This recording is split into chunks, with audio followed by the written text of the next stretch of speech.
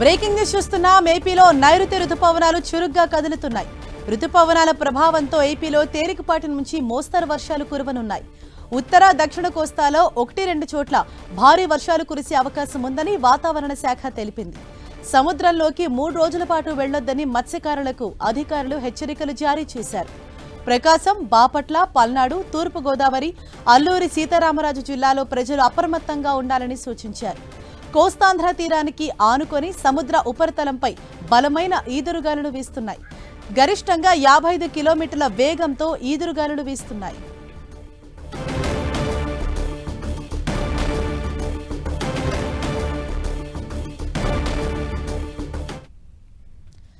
ఏపీలో చురుగ్గా నైరుతి రుతుపవనాలు కదులుతున్నాయి. దీనికి సంబంధించి మరిన్ని అప్డేట్స్ అందించేందుకు వైజాగ్ నుంచి మా ప్రతినిధి జార్జ్ మనకు అందుబాటులో ఉన్నారు.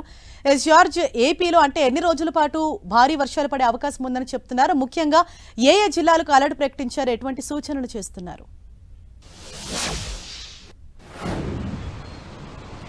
రాగల 5 రోజుల పాటు నైరుతి రుతుపవనాల ప్రభావంతో రాష్ట్ర వ్యాప్తంగా మోస్తారు నుంచి తేలికపాటి వర్షాలు కురిసే అవకాశం ఉందని వాతావరణ శాఖ చెబుతూ ఉంది.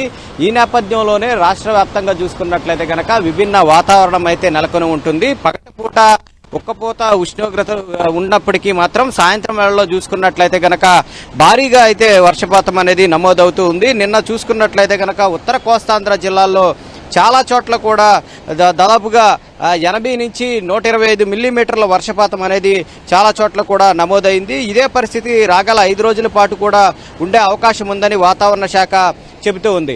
అయితే మన మే మొదటి వారం నుంచి చూసుకున్నట్లయితే కనుక అత్యధిక ఉష్ణోగ్రతలు దాదాపుగా 43కు పైగా నమోదైనాయి. అయినప్పటికీ కూడా గత 15 రోజుల నుంచి చూసుకున్నట్లయితే కనుక రాష్ట్రంలో విభిన్న వాతావరణం అయితే నెలకొని ఉంది. రాష్ట్ర వ్యాప్తంగా ఎక్కడొక చోట అయితే వర్షాలు అనేవి కురుస్తూ ఉన్నాయి. అది టెంపరేచర్లు సైతం కూడా గణనీయంగా తగ్గుకుంటూ వచ్చాయి. అయితే ఇటీవల ఏర్పడిన వాయుగుండ ప్రభావం అలాగే ఉపరితల ఆవర్తన ప్రభావంతో చూసుకున్నట్లయితే కనుక రాష్ట్ర వ్యాప్తంగా భారీ వర్షాలు అయితే నమోదవడం జరిగింది. ఆ నేపథ్యంలో చూసుకున్నట్లయితే కనుక ప్రస్తుతం మనం విశాఖ సాగర్ తీరం వద్ద ఉన్నాం. చూసుకోవచ్చు ఈ అల్పపీడనం అలాగే వాయుగుండం అంతేకాకుండా ఉపరితల ఆవర్త ధోని ప్రభావంతో సముద్రం సైతం కూడా భారీగా కోతకు గురైన పరిస్థితి చూసుకోవచ్చు. తీరం వెంబడి కూడా బలమైన అలలు అలాగే సముద్రం సైతం కూడా చాలా రఫ్గా మారింది. అలలు సైతం కూడా ఉధృతంగా ఉన్న నేపథ్యంలో మొత్తం కూడా చూసుకోవచ్చు సముద్రం కూడా మొత్తం కోతకు గురైన పరిస్థితిని ఇక్కడ చూసుకున్న పరిస్థితి అయితే నెలకొని ఉంది. అయితే రాష్ట్ర వ్యాప్తంగా చూసుకున్నట్లయితే కనుక రాగల 5 రోజుల పాటు కూడా విస్తారంగా వర్షాలు కురిసే అవకాశం ఉందని వాతావరణ శాఖ అంచనా వేస్తూ ఉంది. దీని ప్రభావం చూసుకున్నట్లయితే కనుక ఇటు దక్షిణ ఉత్తర కోస్తాంధ్ర జిల్లాలో ఉండే అవకాశం ఉన్నట్లు వాతావరణ శాఖ చెబుతూ ఉంది. జార్జ్, సముద్రం కూడా అల్లకల్లోలంగా మారిన నేపథ్యంలో మత్స్యకారులకు అలాగే లోతట్టు ప్రాంతాలు నివసించే ప్రజలకు ఎటువంటి సూచనలు చేస్తున్నారు అధికారులు?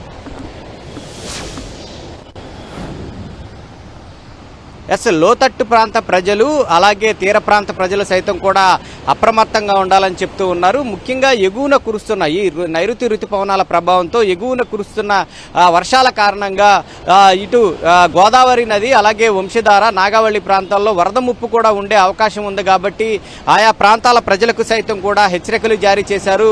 అటు లోతట్టు ప్రాంత ప్రజలు కానీ నదీ పరివాహక ప్రాంత ప్రజలు కానీ అప్రమత్తంగా ఉండాలి. ఎందుకంటే ఆకస్మిక వరదలు వచ్చే అవకాశం ఉంది కాబట్టి ప్రజలంతా అప్రమత్తంగా ఉండాలని చెప్తూ ఉన్నారు. మరొక వైపు ఈ నైరుతి రుతుపవనాల ప్రభావంతో సైతం కూడా భారీ వర్షాలు కూడా కురిసే అవకాశం ఉంది. కాబట్టి ఇటు లోతట్టు ప్రాంత ప్రజలు సైతం కూడా అప్రమత్తంగా వ్యవహరించాలని చెప్పడం జరుగుతుంది.